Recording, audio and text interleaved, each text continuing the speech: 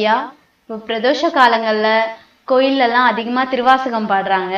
அந்த திருவாசகத்தை பாடுறதுனால நம்ம என்ன பயனுங்கய்யா அடையிறோம்? அதனால நம்மளுக்கு என்ன கிடைக்குது? மாணிக்க வாசகர் திருவாசகத்தை சொல்ல சிவபெருமானே அதை தன்னுடைய கைப்பட எழுதி எடுத்துக்கொண்டார். அந்த எடுத்துக்கொண்ட படியை அவர் தில்லை சிதம்பரத்திலே நடனமாடிக்கொண்டிருக்கும் கூத்த பெருமான் திருவடியில் வைத்திருக்கிறார். காலையில் பார்த்த அங்கு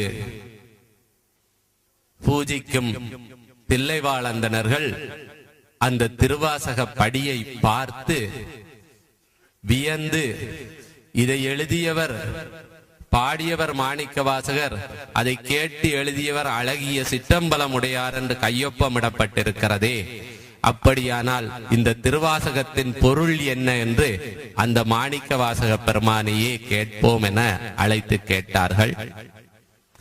எல்லோரும் நாளைக்கு வாருங்கள், அந்த திருவாசகத்தின் பொருளை நான் விளக்குகிறேன் என்று மாணிக்க வாசகர் சொன்னார். தில்லைவாழந்தனர்களும் அடியார்களும் இதுபோல ஏராளமாக கூடியிருந்த போது அதன் பொருளை மாணிக்க வாசகரிடம் விளக்குங்கள் என்று சொன்னார்கள். அவர் இப்படி காட்டினார், இதோ இதுதான் திருவாசகத்தின் பொருள். அப்படி என்று அம்பலத்திலே காலை தூக்கி ஆடிக்கொண்டிருக்கும் ஆனந்த கூத்தனை காட்டினார்.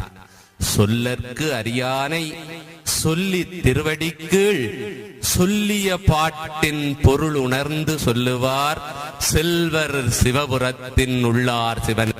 அந்த பாட்டின் பொருளை உணர்ந்து சொன்னவன் சிவபுரத்தில் இருக்கக்கூடிய அந்த சிவனார் திருவடிக்கீழ் செல்வர். பல்லோரும் ஏத்தப்படிந்து எல்லோரும் கூடி நின்று அரஹர மகாதேவ அரஹர மகாதேவ என்று சொல்ல அவன் அடியை சேர்வார்கள் என்று சொல்லி இதுதான் பொருள் என்று காட்டினார். அங்கே தோன்றிய ஜோதியில் அப்படியே ஏறி நடந்து சென்று அந்த திருவடியை அடைந்தார். திருவாசகத்தை பொருள் உணர பாடினால் கண்டிப்பாக நாமும் இந்த வாழ்க்கை பயனாக அவன் திருவடியை சென்று சேர்வோம் என்பதில் எந்த விதமான மாறுபட்ட கருத்துக்கும் இடமில்லை.